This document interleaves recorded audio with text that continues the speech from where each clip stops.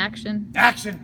So we're going to have a few conversations about Ethereum. We opened it up in the last video, and we're going to continue now.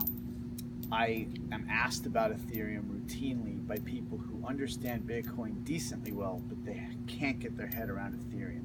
I was also watching some journalists trying to get their head around Ethereum, and they kind of understand Bitcoin, but similarly, they just couldn't grasp Ethereum. And this is very similar to some journalists who were struggling with what the internet is back in 1995. The camera caught them on a hot mic. The session hadn't started, and one of them said, "So which one's the email? And what's the web address?" And they just couldn't figure it out. So let's go slowly and carefully over a few videos.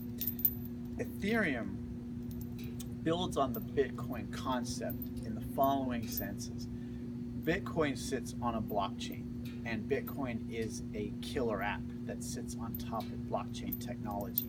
Bitcoin is a piece of software, it's a currency, and it's a protocol on a network.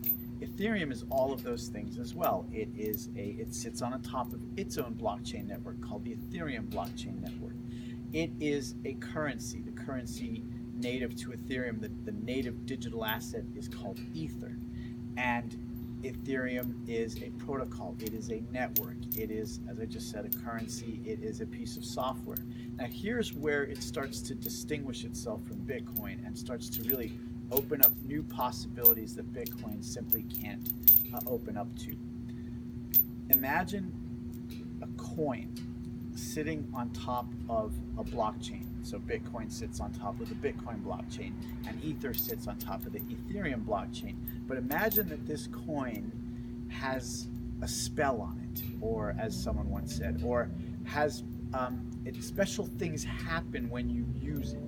Particularly, this coin sets the rules for the exchange of value. It doesn't just exchange value. So to be clear, when someone possesses a Bitcoin and wants to change possession to someone else, that happens, and that transaction gets memorialized to the Bitcoin blockchain. But imagine that you wanted to set some rules for the exchange. Kind of like, well, if you do 50 push-ups, then I will give you this coin. But if you do not get the coin. Ethereum can do that.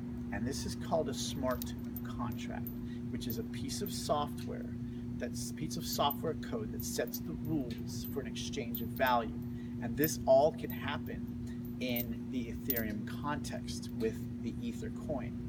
So think of a smart contract as a digital jukebox or a digital vending machine, which has some rules. You can put money in and you have options. The money goes into escrow. You can always get the money back before the transaction, but you make your selections and the transaction is self-enforcing.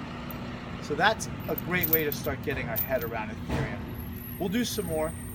We're going to sign off very quickly tonight. Go see Desmond. Special thank you to all those folks that I usually list. We'll see you next time.